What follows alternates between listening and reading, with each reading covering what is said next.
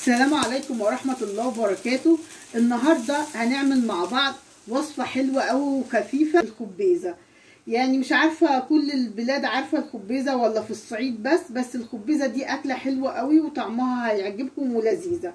بنحتاج مع بعض الرز والخبيزة والخضرة، معايا شبت وكزبرة، ومعايا الثوم.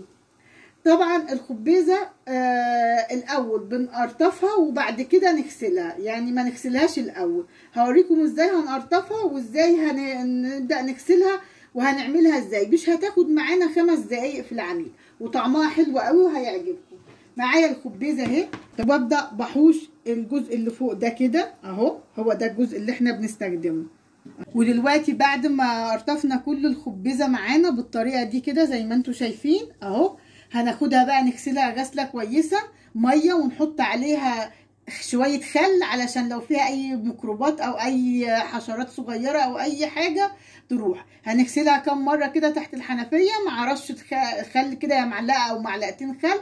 وطبعا غاسلين مع بعض، غسلنا الخضره معانا اللي هي الكزبره والشبت. هنقطع برضو مع بعض الكزبره والشبت، بس نغسل الخضره بتاع الخبيزه وبعدين نرجع لكم تاني. ودلوقتي بعد ما غسلت الخبيزه كويس قوي، وما ننساش نحط معلقتين 3 خل وانا بغسل. المعلقتين 3 دول هيفرقوا خالص عشان دي ورقيات، وكمان انا بقرطفها من يعني بغسلها بعد ما بقرطفها. ف3 معالق خل دول هينزلوا معاكي اي حاجه وحشه، ميكروبات، اي حشرات وحشه، اي حاجه هتنزل معاكي في الميه. وتبداي بعد كده تصفيها وتشطفيها 3 4 مرات كده لحد ما تبقى معاكي جميله بالطريقه دي. هنمسك بقى دول اهو، نمسك من تحت كده ونقطعها كده، مش بنحط العروق، نرمي العروق. امسك ده الحته دي كده واقطعها كده اهو، تمام، وارمي دي. هنقطع كل الكميه اللي معانا في الكزبره والشبت، هما ربطتين كزبره وربطه شبت على 5 ربطات خبيزه، تمام. هنقطع كده معانا كل الكميه اللي معانا بالطريقه دي، نرمي ده، بناخد ده بس، وبعدين نرجع لكم تاني ونقول لكم هنعمل فيها ايه.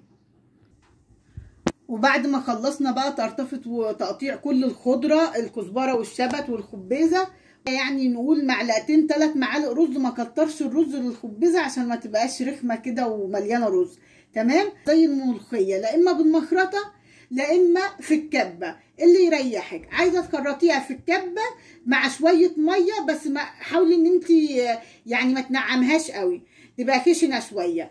او تعمليها عادي برضو في الخلاط مع حبه ميه بس برضو تخليها خشنه شويه، او تخرطيها بالمخرطه، طبعا اللي يريحك. انا بفرمها في الكبه عادي، احط فيها الميه، يعني احط تقريبا 3 كوبايات ميه، واحط فيها الرز ومكعب مرق الدجاج، وهسيب الرز مع الميه لحد ما الرز يستوي معانا، وبعدين نرجع نشوف هنعمل ايه. ادي هنا الرز اهو والميه، بس مش هحط الرز غير لما الميه تغلي. هحط الميه تغلي على النار، وبعدين احط فيها الرز ومكعب مرق الدجاج، واسيب الرز لحد ما يستوي، واكون فرمت الخبيزه والخضره بتاعتها سواء المخرطه او في الكبه، وبعدين نرجع نشوف هنعمل فيها ايه.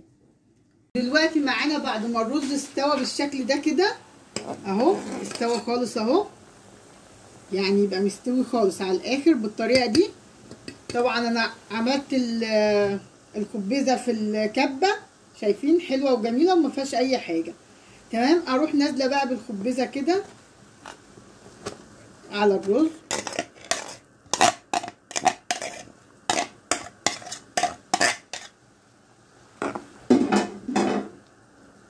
شايفين شكلها جميل ازاي اهو. طبعا الخبيزه لازم تبقى تقيله، مش زي الملوخيه. الملوخيه بنعملها خفيفه شويه، لا الخبيزه تبقى تقيله شويه، ما نكترلهاش الرز زي ما قلنا عشان ما نحسش ان هي كلها رز كده، تمام. هتبقى شكلها كده. طبعا زي ما قلت لكم، واحنا بنفرمها في الكبه او في المخرطه ما نفرمهاش جامد، تبقى يعني خشنه شويه. هتاخد معانا غلوتين على النار كده، وبعد كده هنطفي عليها ونبدا نعمل لها التقليه بتاع التوم بتاعتها. فرمنا التوم كده مع بعض، وهنحط معلقتين سمنه، وهنبدا نعمل لها التقليه، وهوريكم معانا واحنا بنعملها. دلوقتي هنسيبها تاخد غلوتين على النار، ونديها الملح والفلفل الاسود بتاعها، بس احنا ما ننساش ان احنا حاطينها بمكعب مرق الدجاج.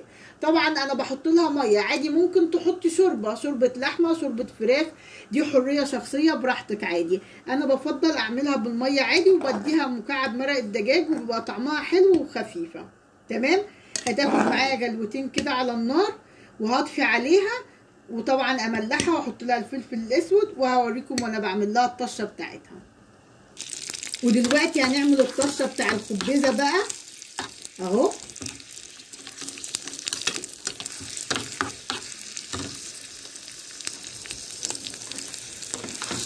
هنقلب كده لحد ما التومه معانا تاخد لون ذهبي، وبعدين هنقفل عليها.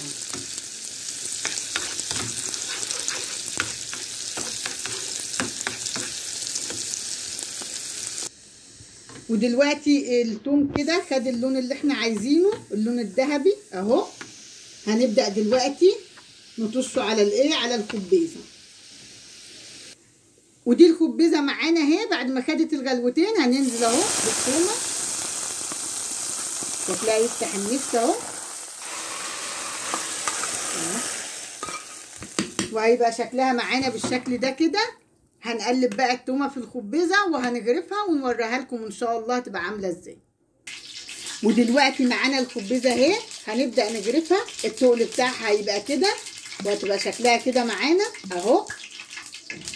هنبدا نغرفها في الطبق اهو.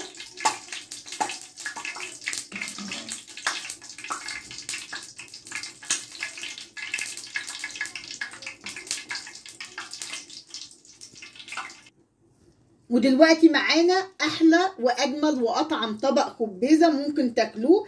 اعملوه بالطريقه دي هيبقى طعمها لذيذ وحلو. شايفين شكلها يشهي وجميل وحلوه وتفتح النفس. اعملوها هتعجبكم وخفيفه قوي، يعني زي الملوخيه كده واحلى كمان واطعم. الطريقه والوصفه معانا سهله وبسيطه وحلوه وحاجه جديده وطعمها حلو. جربوها هتعجبكم. اتمنى وصفتي النهارده البسيطه تكون عجبتكم وفادتكم. وما تنسونيش بقى باللايك والشير والاشتراك في القناه وتفعيل زر الجرس عشان يوصلكم كل جديد. وشكرا لحسن استماعكم، والسلام عليكم ورحمه الله وبركاته.